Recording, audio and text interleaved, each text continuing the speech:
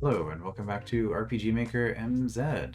This time we are fixing an issue we had with the crates last time. Let's just quickly demonstrate what's going on here. So in the previous tutorial we had a crate that we would push, and the girl's effectively a crate. But the problem was when you push it and it doesn't move, it still makes noise. This girl is the new crate, and as you can see, she tries to move up, sees that she can't move up, and then does not make noise. And I'm using the girl as representative there just because she has facing information, so you can see when she's moving that she moves in the direction that she's trying to move, and then she faces the other way. She's done, which is what we're doing to check whether or not the sound needs to play. So this shouldn't be too long here. Let's just get this done. We'll do fish this time because I feel like doing fish. And toss that be fish. Okay, so here are our crates. This is a crate. So, first page. This is going to be our usual movement type stuff. Well, before we get into that, same as characters. We can interact with it and push it. Excellent. Okay. So here we're going to start with a move route. Set movement route for this event. And you want to use this event instead of crate because if you copy this event later, you're gonna have to manually, if you did crate, you'd have to manually reset for each crate. So we're just gonna go with this event. That's the way to do it. And we're going to move away from the player, same as before. However, instead of playing a sound effect in here, instead what we're going to do is we're going to turn toward player and skip if you can't move, and we're not going to wait for completion.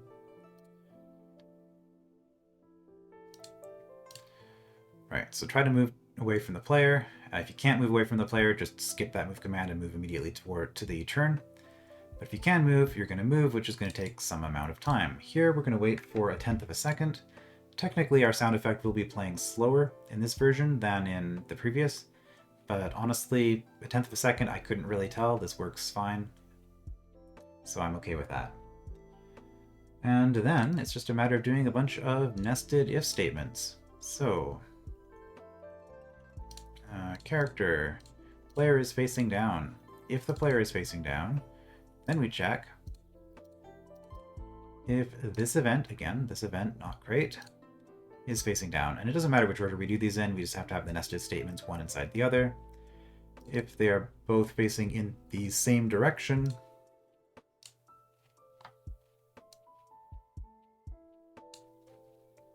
play our push sound effect.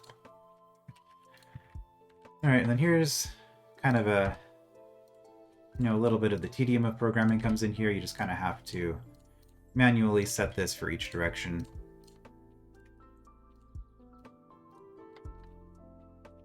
And up. It's not too bad, though. Gets a lot worse when your events are longer and it keeps jumping the position around when you're done. But this event's not too long. This is reasonable. Alright, and then at the very end of this, we are going to do another wait. I believe I put, 24 frames here? Yes, I put 24 frames here. So that's going to 24 plus 6 equals 30, which is, we're around 60 frames per second, so 30 frames would be half a second. And that is long enough. Okay. And there we go. We have a pushable crate. Everything should be fine. The second page is just going to be our auto run. Actually, we didn't even need... Well, it doesn't matter if we have an image there or not. It doesn't matter. This is just so that this event, current designation, which is its own spot. Excellent. Okay. Apply. Okay. That's just so that when we reset, it respawns to this position. All right, let's test this out. See what I did wrong, because inevitably something went wrong. It's just the nature of coding. Alright. Looks good to me. Every direction pushing, it seems to work. And if we try to push it against a wall, push, you can see that this thing is going away because we are doing action. We're temporarily stalled for half a second. So I am pushing it, but it's not making a noise. Alright. One thing to note with this, the 30 frames of waiting is optional. So if you prefer, we can get rid of that entirely. This one is just kind of arbitrarily 6 frames. As long as it's 1 frame, it should be fine. Let's actually test that. We'll remove that one entirely as well and see what happens with 0 frames. But there's going to be a couple of things that are going to change here. First of all, yeah, it's not making any noise at all. That's what I thought. So we'll fix that one.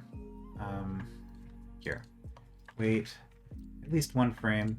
I'm going to put it back to 6, regardless of whether this works or not, just because that worked well for me. But yeah, 1 frame is good enough. Okay. But now you can see, if I'm holding down the movement arrow, so like, if I just press action, it works kind of the same as before. But I'm not stuck anymore. I'm not waiting for the animation to finish. So I can move immediately. Immediately after pushing it if I wish to. So that's up to you, whether you wish for that to be the behavior or not. Personally, I like it to wait until it's done. And 24 is just kind of some trial and error. I found half a second felt about right for this sort of thing. So yeah, one more time, and also just going to double check that the reset is working. So now if I hold the right arrow, that's about how long I have to wait before I'm able to do another input. And the main benefit of this, I think, is that it prevents the player from sort of tripping forward.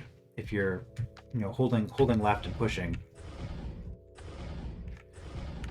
you're not immediately moving into the square behind it. And then if I reset, yeah, it goes back to where it's supposed to. All right, so that was the new and improved crate with the sound working as we expect. And that's going to be all for this one. I will see you next time for sliding puzzles.